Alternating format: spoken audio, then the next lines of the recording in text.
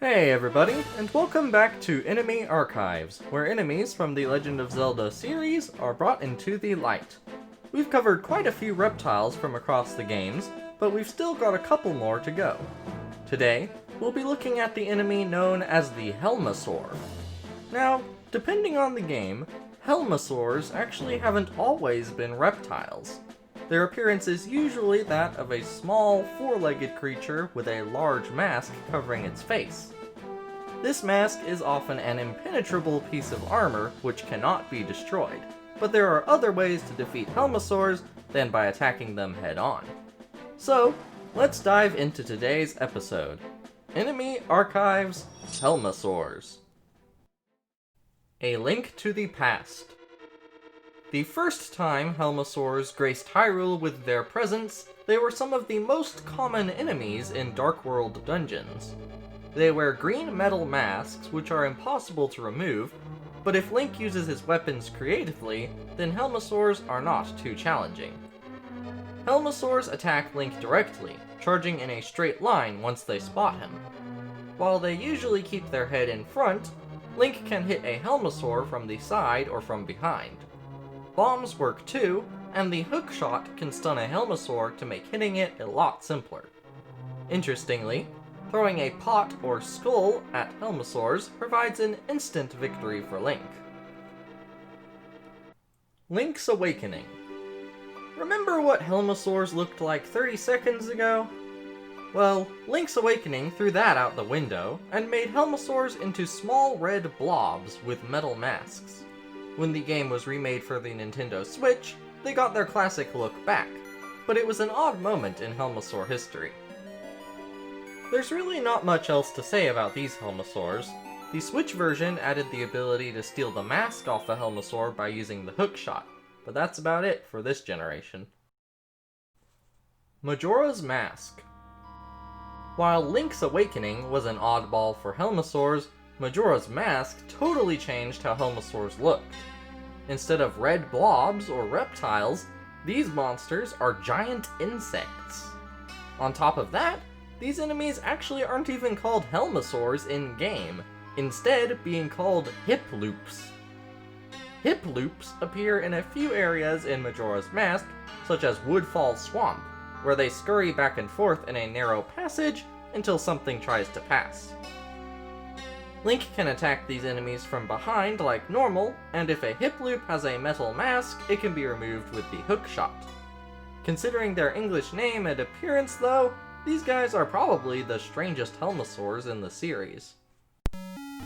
Oracle of Seasons and Oracle of Ages. Long story short, the Oracle games simply copied over the Helmasaurs from Link's Awakening.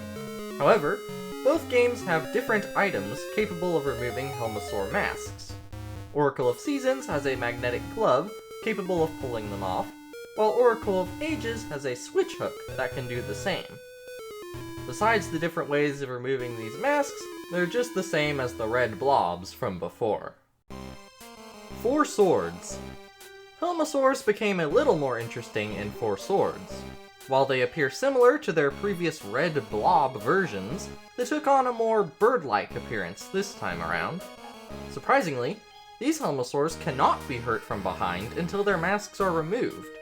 If you use a magnetic glove to remove the mask from a Helmasaur, it has a distinctly parroty face, and it will begin to scurry around fearfully. With their masks on, Helmasaurs tend to charge around in straight lines towards the Lynx or anything else in their way. The Minish Cap. Once again, the next generation of Helmasaurs changed very little from their predecessors. These Helmasaurs are identical in appearance to those from Four Swords, yet they can also be attacked from behind, like earlier iterations.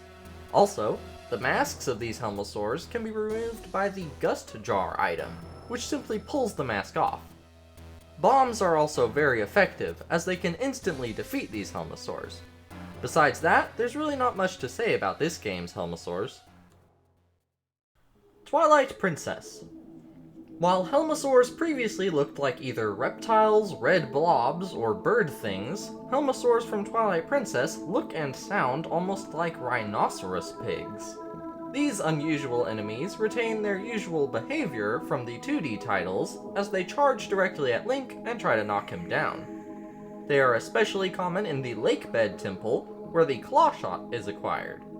Link can use the Claw Shot to remove the metal shell from Helmasaurs, exposing them to attacks from the front and the back.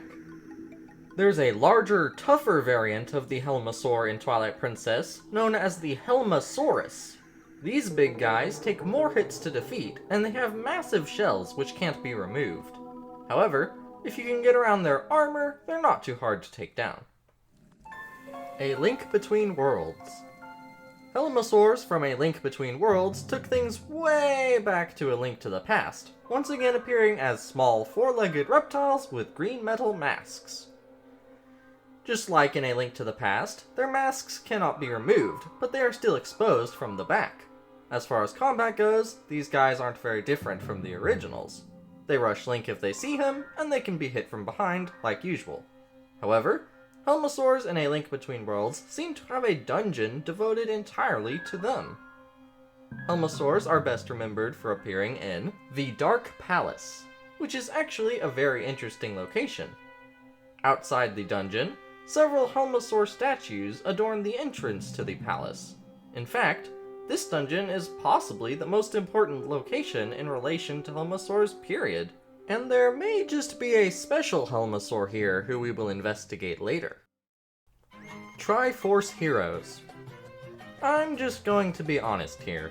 Triforce Heroes has Helmasaurs that are almost just like those from A Link Between Worlds, which in turn were like those from A Link to the Past. Now, while they are mostly the same, the Links can now use the Grip Shot item to take away a Helmasaur's mask.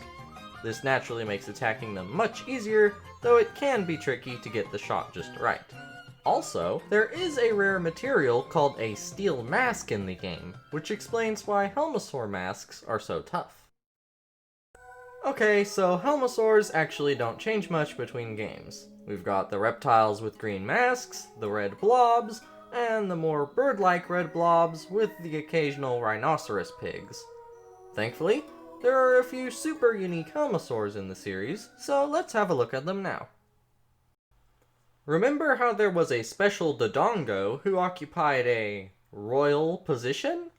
Well, get ready for some deja vu, because the Helmasaur King is ready to bring his reptilian regency into enemy archives. Helmasaur King is, unsurprisingly, a massive boss version of regular Helmasaurs from A Link to the Past. The Helmasaur King fights Link primarily with two attacks. First, he constantly swings his tail around like a giant whip, which can hurt Link if he is in its path. This attack alone is very annoying, but the King will also shoot fireballs at Link throughout the battle.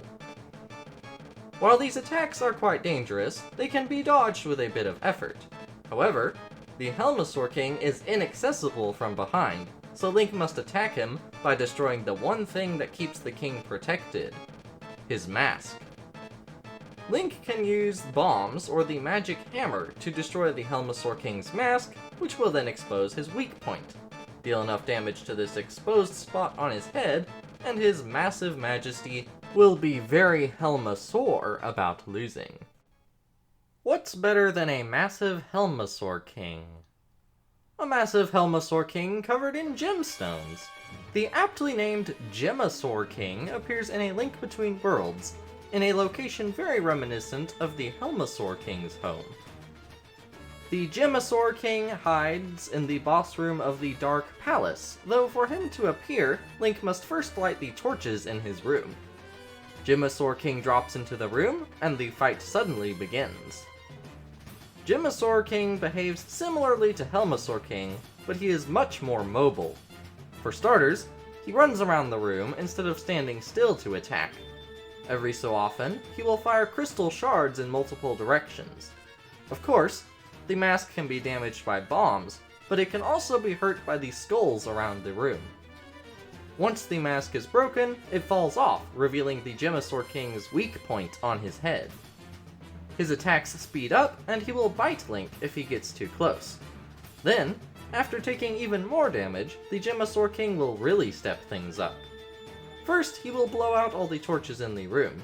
This makes him appear as some sort of dark Helmasaur, and he will madly dash around the room to pursue Link. To fight back, Link must light the torches again, stunning the beast for a bit. The fight continues like this until Link has damaged the Gemasaur King enough, at which point he just kind of explodes. Well, now that all of the Helmasaurs are out of the way, I guess the only thing left to do is to pester you. Which Helmasaur did you think was the best? Let me know in the comments. Leave a like, maybe subscribe. Check out the rest of this playlist. Okay, all done. Thank you for watching, and I'll see you next time you're in the Legend Zone.